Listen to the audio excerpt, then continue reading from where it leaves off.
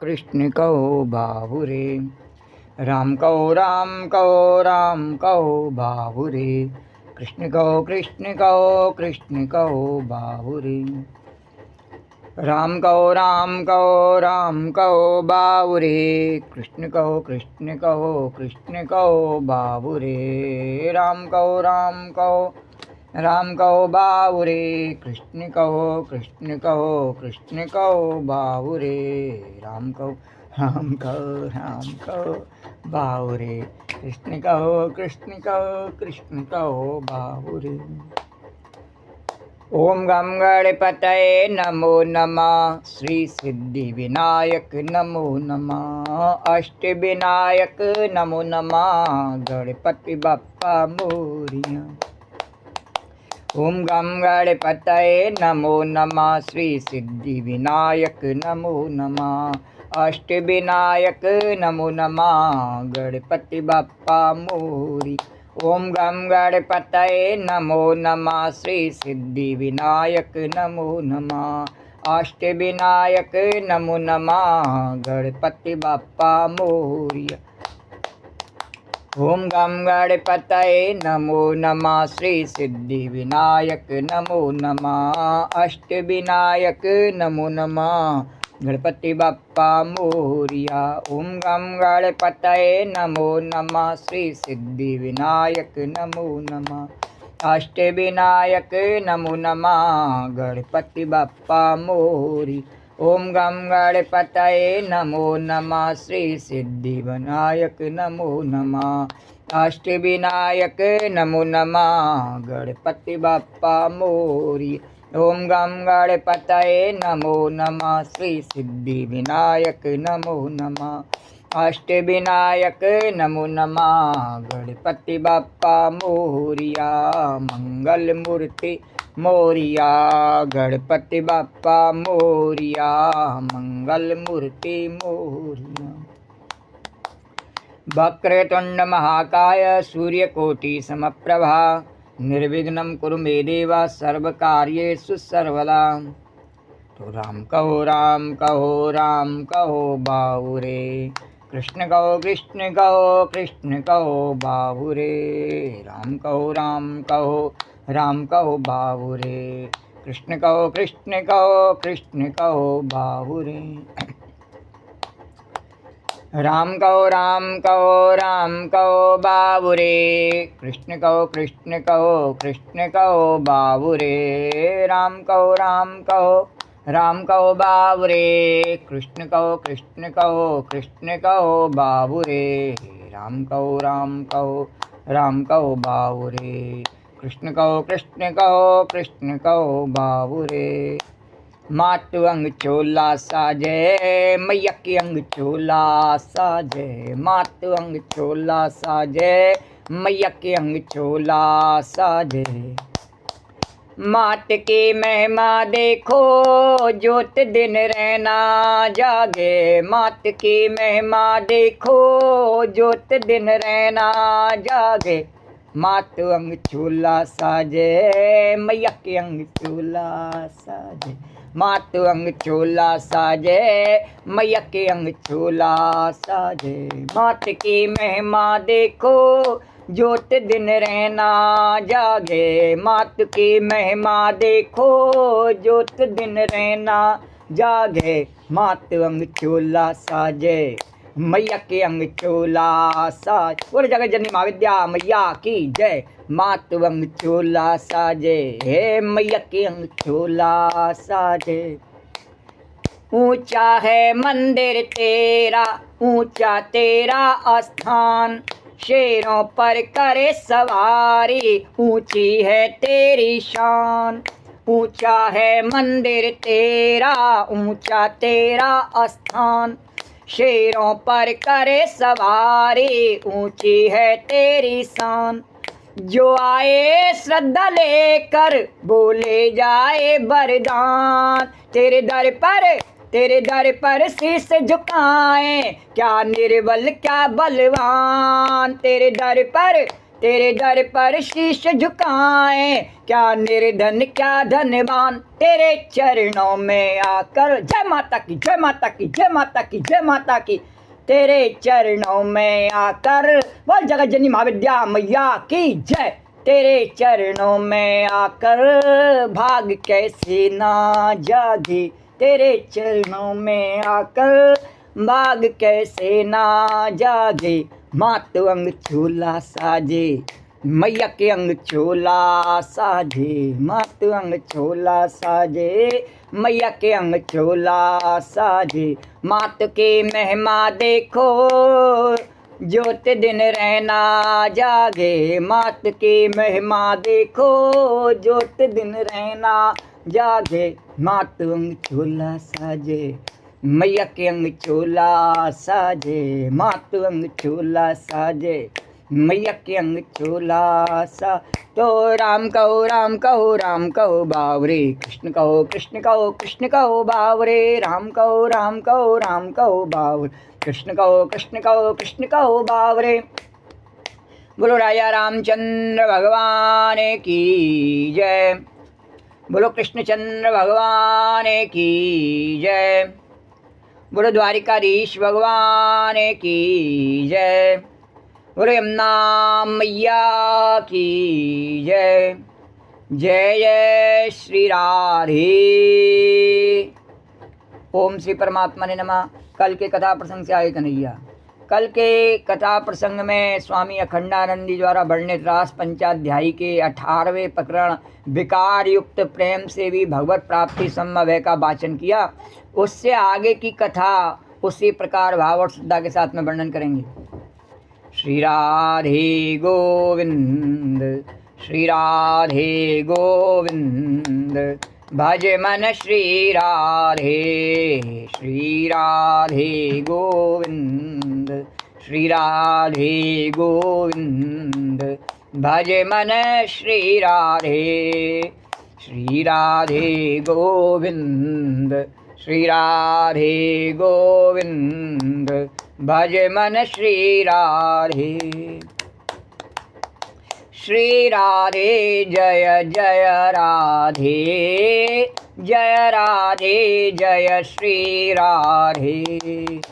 श्री राधे जय जय राधे, जय राधे जय श्री राधे। श्री राधे गोविंद, भज मन श्री राधे। राधे राधे गोविंद, गोविंद राधे। राधे राधे गोविंद, गोविंद राधे। राधे राधे गोविंद, गोविंद राधे। राधे राधे गोविंद, गोविंद राधे। श्री राधे गोविंद, भज मन श्री राधे। गोपी दौड़ कर गई कृष्ण के पास और कृष्ण ने कहा लौट जाओ, अब चलें फिर वही नारायण जैसे नाटक प्रारंभ हो, बिगुल बजे, रास लीला प्रारंभ हो रही है। दिव्य ब्रज भूमि जो अपने को कभी गुप्त नहीं करती, केवल अभक्त को नहीं दिखती है। बोलो द्वारकाधीश भगवान की है। अभक्त के हृदय में उसको देखने की आँख नहीं है। नहीं तो वृंदावन धाम अपने को कभी गुप्त नहीं करता, हमेशा प्रकट रहता है। यहीं कहूँ श्याम काऊ कुंज में फिरत हुई हैं, और भुजबर भीटवे को जिय उमगत है। आज भी इस समय भी वह कमाल की हरियाली, वह कदम्ब की डाली, आनंद वृंदावन में हमारे बगीचे में एक कदम्ब का वृक्ष है। ऐसी डाल है उसकी कि उसको देखते ही ऐसा मन होता है कि उसमें झूला डालकर झूलें।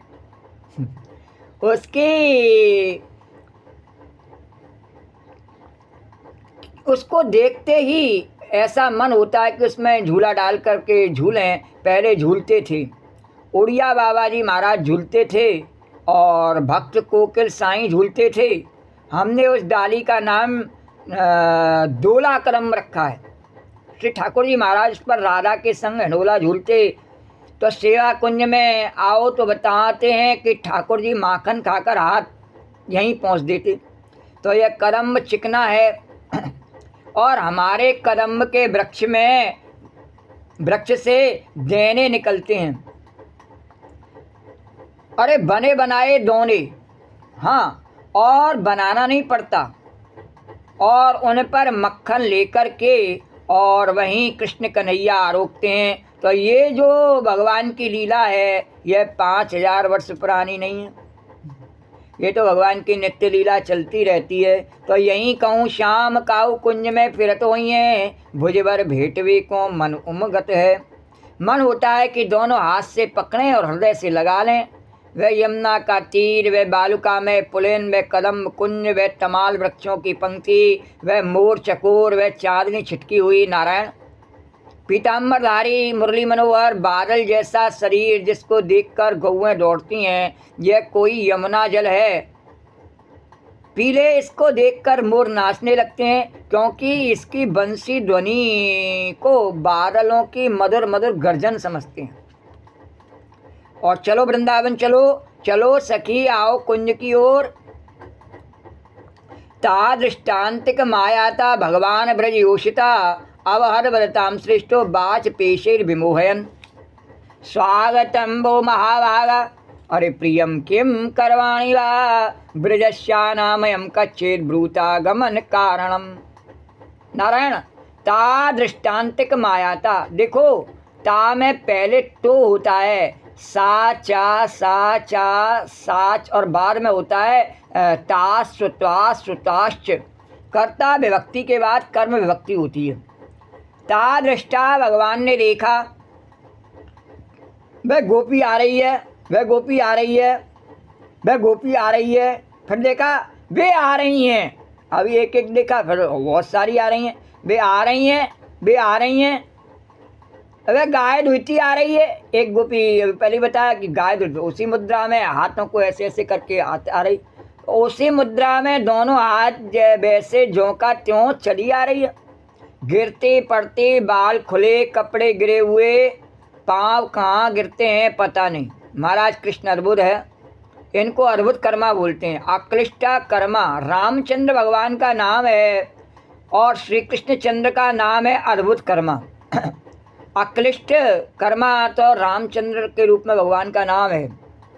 अक्लिष्ट यानी कि जो इतने कठिन काम हो उनको भगवान ने करके दिखाया, जैसे सागर पर और पुल बनाए करके दिखाया, बांध दिया बेचारे को, तो वो तो राम जी का काम है। और जब भगवान कृष्ण बनते हैं तो श्री कृष्णचंद्र का नाम है अद्भुत कर्मा। बोले हम बांध बनाते नहीं, हम तो गोपियों को और आने देते हैं, आओ, रोकते ही नहीं है। द्वारकाधीश भगवान की जय। और उछलती हुई चली आ रही हैं द्वारकाधीश भगवान की जय। तो अद्भुत कर्मा बोलते हैं। वे दोनों विशेषण हैं। संस्कृत साहित्य में रामचंद्र को कहते हैं कि वे अविद्या, अस्मिता, राग, द्वेष, अवनिवेश से मुक्त कर्म नहीं करते। यानी भगवान के जितने भी राम के चरित्र में, रामलीला में जो कर्तव्य किए हैं भगवान ने, कर्म किए हैं, और वो सभी कर्मों में अविद्या, अस्मिता, राग, द्वेष, अवनिवेश से युक्त हैं, मुक्त नहीं है, इनसे युक्त हैं। और कृष्ण को कहते हैं अद्भुत कर्मा। तो देखो तो अविद्या, देखो तो अस्मिता, देखो तो राग, देखो तो द्वेष, देखो तो अवनिवेश, और देखो तो सब कुछ, परंतु असल में उनका कुछ नहीं। अद्भुत जादू का खेल दिखाते हैं कृष्ण। तादृष्टा, देखा गोपियों ने को, और ध्वंत्यो वेयु काश्चित पयो ऋष्य संयावय मनुराश्यापरा। कोई दूध गर्म करके चली, कोई हलवा चढ़ाकर चली, कोई गाय धोती भागी, कोई परोसती हुई भागी, कोई बच्चे को दूध पिलाते भागी, कोई अंजन लगाते भागी, कोई लेप करते भागी, कोई कपड़ा पहनते भागी। बाजी रे बाजी, बंसी कहाँ बाजी। अभी तो वर्तमान में गोपी बता दे छौका पाड़े में बाजी। तो अब ये महाराज बाजी बाजी करते करते गर्दन उठी तो उठी। तादृष्टा, वह जो मकान में बंद कर दी गई उसको भी देखा तो दृष्टा जो दुहती चली थी, परोसती चली थी, दूध पिलाने चली थी, उन्हें देखकर, और जो अंजन लेप करके चली थी, जो कपड़े कपड़े पहनते चली थी और हाथ में अंचल पकड़े जा रही थी, हाथ में चोली पकड़े जा रही थी, नारायण पाँव का कपड़ा हाथ में, हाथ का कपड़ा पाँव में पहने जा रही थी, रुकती नहीं। और जो मकान में घिर गई थी, जिसका शरीर दिव्य हो गया, उसको भी देखा। ये महाराज आई तो उनको मर्यादा का तो ध्यान ही नहीं, सीमा का ध्यान ही नहीं कि कहाँ जाएं। श्री कृष्ण ने देखा कि ये तो आकर कोई पाँव के नीचे घुस जाती है, कोई कंधे पर चढ़ जाएगी, कोई पीछे पीठ से चिपक जाएगी, कोई पेट से चिपक जाएगी, ये तो बिल्कुल चींटी की तरह आकर हमारे शरीर में चिपक जाएंगी और इनके पास आसक्ति की गोंद है और छुड़ाई नहीं छूटेगी। फिर तो राग है ना, एक पूर्व राग होता है और एक उत्तर राग होता है। तो पूर्व राग में बांसुरी बजाई, बांसुरी सुनती थी गोपी, और उत्तर राग में कृष्ण के पास पहुंच गई, पूर्व द्वारकाधीश भगवान की। तो महाराज अब तो वे पहुंची, देखा भगवान ने, अरे बाबा उनसे अब कैसे छूटे, तो अब बांसुरी हटा दी, क्योंकि बांसुरी तो बुलाती है, कहाँ तक बुलाएगी। वह तो आँख मिले तब भी बुलावे, सांस से सांस मिल जाए तब भी बुलावे, त्वचा से त्वचा मिल जाए तब भी बुलावे, और कहाँ तक बुलावे ये बांसुरी। तो भगवान ने बांसुरी को अलग किया। बांसुरी मुखर है, मुखर है माने जो ज़्यादा बोले। किसी किसी का स्वभाव होता है बोलता जाए बोलता जाए बोलता जाए, तो बांसुरी ने अपनी जड़ता का खूब फायदा उठाया है। वह साक्षात सरस्वती है, और यह तो श्री कृष्ण के रूप सौंदर्य पर, उनके प्रेम पर मोहित हो गई तो जड़ हो गई। और सरस्वती जड़ भावापन्न होकर जड़ बनी। अब वह तो लगी लगी अधरामृत पान करे और बोलती जाए। तो भगवान ने कहा ये बुलाए भी, अब इन गोपियों के लिए बुलावे की ज़रूरत नहीं है। तो आई गई, तो अब ये तो आ गई, अब इनको बांसुरी की ज़रूरत नहीं है, इनको गुरु की ज़रूरत है। अब इनको दूती की आवश्यकता नहीं है, और दूत के बीच में कोई ज़रूरत नहीं, बंसी को हटाओ। अब मैं डायरेक्ट इनको उपदेश करता हूँ। तो अब कोई बीच में तीसरे के रहने की ज़रूरत नहीं, अब सीधे सीधे बात करने की ज़रूरत है। बोलो द्वारकाधीश भगवान की जय। तो देखो श्रृंगार रस का प्रभाव यह है कि उसमें पुरुष जो है वह अपनी ओर से मिलने के लिए उत्सुक होवे और वो धृष्टता करे, और स्त्री दुर्लभ होवे, माननी होवे। वह श्रृंगार साहित्य की मर्यादा है, यानी कि नायक जो है वो नायिका के मनावने करे, उससे मिलने के लिए जावे, उसकी खुशामद करे और वो नायिकाओं से झड़क देवे, हटा भी नहीं, तभी श्रृंगार संपन्न होता है, समृद्ध होता है। पर यहाँ उल्टा हो गया, बोले भगवान की जैसे मर्जी आवे वैसे करें। उल्टा क्या है, उल्टे गोपियाँ ही भगवान के मनामने कर रही हैं और वही भाग करके आ रही हैं पास में। ध्वंत्यो व्ययु काश्चित दोहम इत्वास मत्सुका। तो उत्सुकता आ गई गोपी में, व्याकुलता आ गई गोपी में, उत्कंठा आ गई गोपी में। तो श्रृंगार रस की दृष्टि से इस स्थिति को बहुत अच्छी नहीं मानते, बोले रसाभाव हो जाएगा। और नायिका स्वयं ही और अपने आप को जो है इस प्रकार से सब पर्दे हटाए करके और खाली कर देवे, खुला खेल कर देवे नायिका ही। कोई इस बात की गुंजाइश ही नहीं रखे कि नायक उसे मनाएगा जब मानेगी, नहीं नहीं, वो तो उल्टे नायक को मनाने के लिए और बेबस है। तो रसाभास हो गया। पर भगवान की कथा में चाहे उल्टा हो चाहे सीधा हो, रस पूर्ण ही रहता है। तो भगवान ने कहा हमारी लीला में रसाभास भला क्यों होगा। भगवान ने कहा हमारी कथा में, लीला में, और वो भी रास लीला हो तो रसाभास हो जावे, ऐसा तो संभव नहीं। आओ रस बनाते हैं।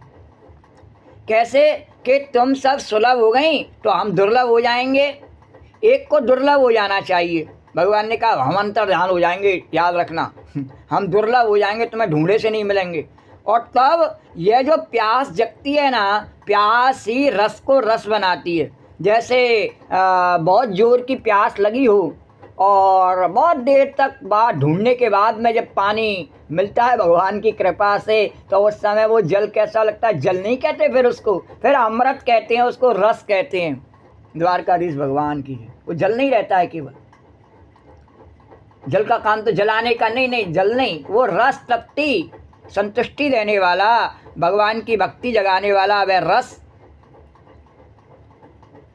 तो हम रस बनाते हैं, तो रस बनाते हैं तो तब वह तो प्यास जगती है ना, प्यास ही रस को रस बनाती है। प्यास ही नहीं हो तो, और प्यास नहीं हो तो वाकई में उसके पास में कितने भी पेय पदार्थ पड़े हुए सब बेकार हैं, उसको प्यास ही नहीं है। अब प्यास क्यों नहीं है? कभी कभी गोपी एक या सत्य उदाहरण बोल देना चाहिए कि प्यास कलयुग में क्यों नहीं लगती है, क्योंकि कलयुग के जीव दूसरों की जूठन और थूक चाटने में लगे रहते हैं, इसलिए उनको प्यास लगती नहीं है। प्यास तो उसी को लगती है जो थोड़ी देर अपनी इंद्रियों पर संयम रखता है और दूसरे के टुकड़ों पर और ललचाता नहीं है। रूखा सूखा खाए के ठंडा पानी पी, उसके लिए है वो ठंडा पानी, अमृत के लिए, अमृत के समान। और जो दूसरों के चिकनी चुपड़ी, हाँ देख पराई चुपड़ी, यहाँ भी खाया हूँ वहाँ भी खाया हूँ, और खाए के फिर मैं दूसरों को दुख देने का काम करूँ, उसको कहाँ प्यास लगती है। और उसके कर्म में तो नाली का पानी है द्वारका। और देखते ही हम सवेरे से, कन्हैया कह रहे देखते नहीं गोपी, सवेरे से देख कर नाली को देखते हैं और अपने घर के अच्छे पानी को भी नालियों में बहा देते हैं। बोलो द्वारकाधीश भगवान कीजिए। क्योंकि वो अपने आप को नाली का कीड़ा समझे बैठे हैं। वो सोचते हैं कि अगर नाली साफ नहीं हुई तो हमारे जैसे पुरखे इसमें नाली में कीड़े बन के तैर रहे हैं, हमें भी एक दिन तैरना पड़ेगा, तो कम से कम इसे साफ तो कर लें। बोलो द्वारकाधीश भगवान की। ये स्थिति है कलयुग में।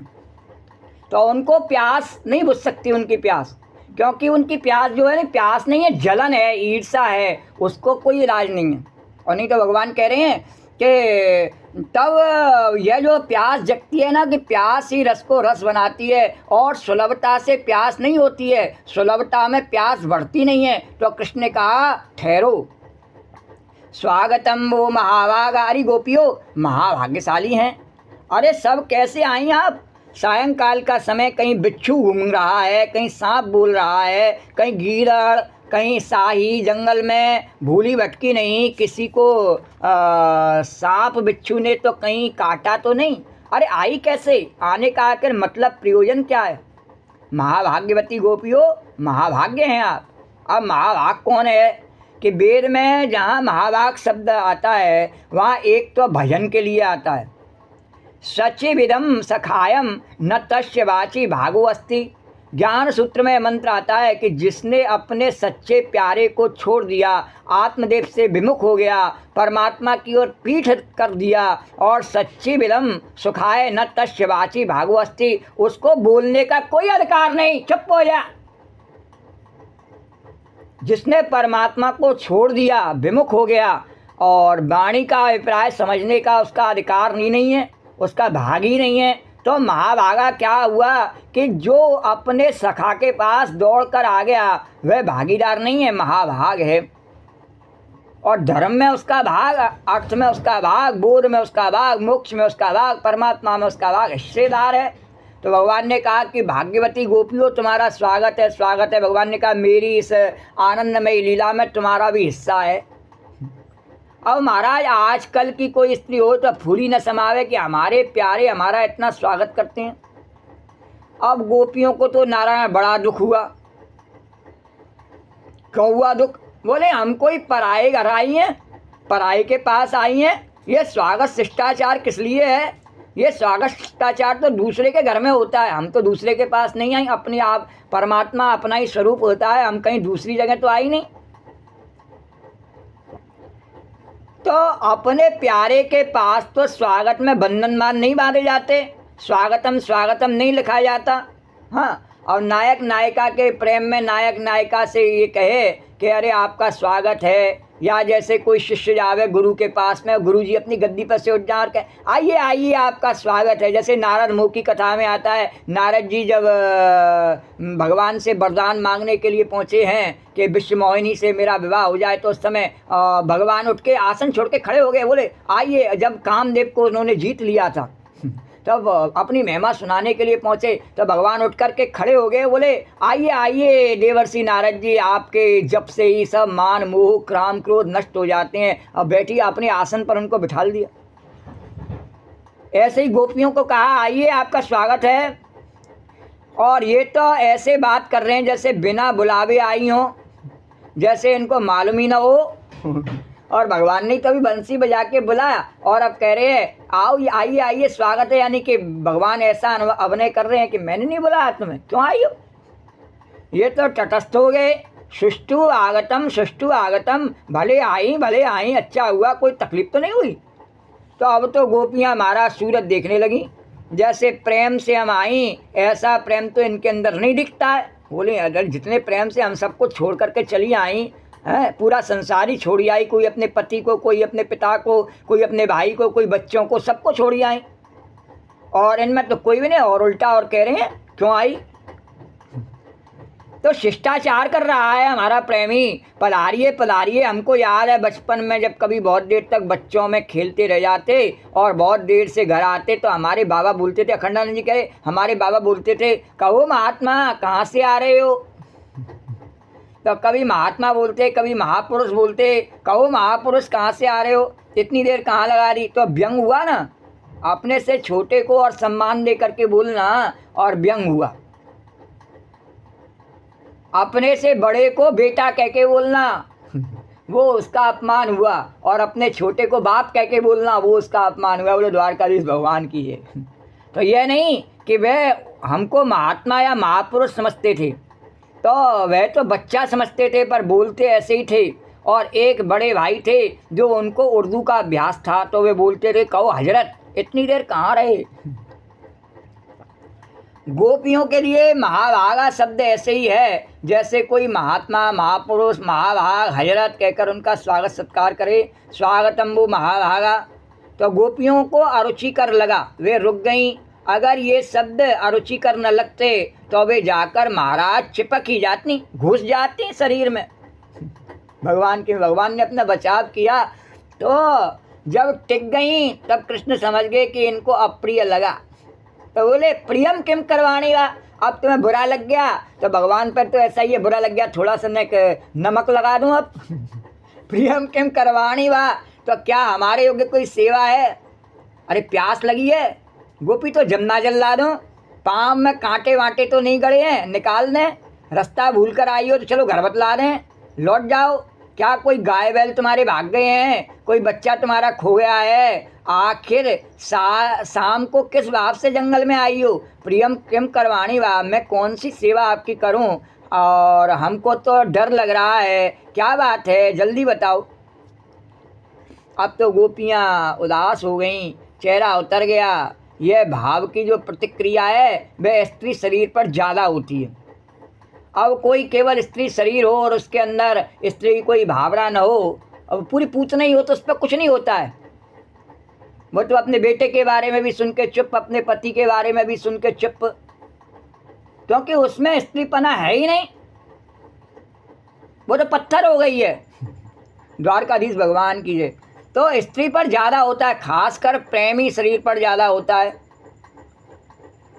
और तुरंत मुंह लाल हो जाए, तुरंत आँख से पानी गिरने लगे, तुरंत मुंह लटक जाए, तो उसको यह नहीं समझना चाहिए कि यह हमेशा के लिए हो गया। वह तो थोड़ी देर के लिए होता है। मैंने एक स्त्री को देखा, एक साथ ही आँख से आंसू गिरे और मुंह से हंसे, तो देखा गोपियों का मुंह लटक गया। तो भगवान ने कहा समझ गया गोपियों, मालूम पड़ता है हमको गांव से बाहर समझकर कंस का भेजा हुआ कोई असुर आ गया गांव में। क्या कहीं आग लग गई, कहीं कोई उपद्रव हो गया क्या, उसी से दुखी हो रही हो तुम लोग। क्या हमको बुलाने के लिए आई हो तुम लोग। ब्रजस्या नाम एम कश्चित, ब्रज में मंगल तो है ना, अनाम है अर्थात कुशल तो है ना। अब महाराज जैसे तवा खूब जल रहा हो और उसमें कोई पानी का छींटा मार दे तो फक हो जाए, वैसे ही गोपियाँ कितना प्यार, कितनी उमंग, कितनी लालसा, कितनी व्याकुलता, कितनी उत्कंठा मिलन की, कितनी तीव्र आकांक्षा लेकर कृष्ण के पास कृष्ण से मिलने के लिए गईं। और अब उनकी यह बात हमको पहले से तो दिया रास का वरदान और फिर बांसुरी बजाकर बुलाया। अब जब आनंद की आशा लिए इनके पास आई तो महाराज कुशल मंगल पूछने लगे। और ब्रज में कोई बीमारी तो नहीं आई, ब्रज में कोई असुर तो नहीं आया, असुरनी तो नहीं आई, जैसे कुछ याद ही न हो। इसका मतलब क्या हुआ। क्या कात्यायनी पूजन के पूर्ण आहुति के दिन जो वरदान दिया था वह भूल गए। बांसुरी बजाई बुलाने के लिए, हमारा नाम नहीं लेकर। क्या ये भूल गए? कृष्ण ने कहा राम राम, मैंने नहीं कुछ किया। बाबा तुम्हारे मन समाई होंगी ये बातें, हम तो आनंद विभोर होकर अपनी बांसी बजा रहे थे। भगवान ने कहा हम तो आनंद विभोर होकर अपनी बंसी बजा रहे थे, हम किसी को जानते नहीं, अपने आप में परपूर्ण है, पर ब्रह्म परमात्मा है, हमारे अलावा दूसरा कोई है ही नहीं जो हम किसी का नाम ले में। हाँ, और हमारा ही नाम राम सत्य है और किसी का है भी नहीं, धर ले चाहे कोई कैसा भी अपना नाम। बोलो द्वारकाधीश भगवान की जय। तो हमने नहीं तुम्हारा नाम पुकारा, हमने नहीं बुलाया किसी को भी, तुम्हारे मन में अपने आप ही चाहे जो कल्पना कर ली होगी और बातें मन में समा गईं और आनंद में विभोर होकर हमने तो बांसुरी बजाई और आप चली आई। तो एकांत में अभ्यास रियाज कर रहे थे, हम तो अपना रियाज कर रहे एकांत में बैठ करके। जैसे कन्हैया कह रहे गोपी तू करती है नहीं रियाज मेरी कृपा से, ऐसे ही मैं भी कर रहा रियाज और गोपियाँ चली आईं। जैसे तेरे रियाज करने पर दुष्ट चले आते हैं, बोले हमें सुना रहा है, बड़ा भारी पंडित हो रहा है द्वारकाधीश भगवान की, और उनको मालूम नहीं, इनको कोई नहीं सुना रहा। अरे तुम पे सुनना है, अभी कहा नहीं सुनना आता ही नहीं, वो कहानी नहीं तुम्हारे पास जिससे सुन सको, वो हृदय नहीं जिसमें प्रभु का भाव आ सके, और वो बुद्धि नहीं जिसमें ज्ञान टिक सके, तो फिर तुम्हें सुनाएगा कौन? द्वारकाधीश भगवान की जय। स्वयं भगवान। और सत्यता के पद चिन्हों पर कथा आगे बढ़ती है। इसी बात की पुष्टि करने के लिए बता मैं कि साक्षात छौकेश्वर भगवान बैठे हुए हैं और उनके आगे हम चौपट ताश खेलते रहते, तो वो तो ज्ञान दे नहीं सकते, उनकी तो सुनते ही नहीं, उनकी तो सुनते ही नहीं, और ये किसकी सुनेंगे? और वो कहें कि हमें अरे जब वो ही नहीं सुना सकते तो मैं तो हम क्यों सुना सकते हैं रे? तो पागल हो गए हैं और पागल होके बौरा गए हैं तो ऐसे ही भगवान ने कहा कि हमने नहीं कहा किसी का नाम, हमने नहीं पुकारा, हम अपनी मस्ती में बंसी बजा रहे और तुमको भ्रम हो गया, वैसे ही भगी भगी चली आए। द्वारकाधीश भगवान की जय। तो उससे तुम लोगों ने अपना नाम क्यों जोड़ दिया? और अपना नाम भी जोड़ दिया, हमें ही कह रहा, हमारा नाम पुकारा इसने। द्वारकाधीश भगवान तेरे का बाप का नाम है, भगवान कह रहे सब नाम मेरे ही हैं, राम राम सत्य है, मेरे नाम के अलावा कोई नाम ही नहीं है सत्य। तो तेरा कौन सा नाम आ गया अलग से दुनिया में? बताना जरा गोपी। अब गोपी चुप, क्या बोले? बता बता क्या नाम है तेरा, तेरे बाप का, तेरे दादे का, बता। चुप। तो हम क्या यहाँ नौता लेने के लिए खड़े हैं? भगवान ने कहा तेने क्या समझा कोई पितृपक्ष चल रहे हैं तो हम भी नौता देने के लिए खड़े हुए हैं, तेरे को नौता दे रहे हैं कि आ जाना हमारे हलवा पूड़ी खा जाना।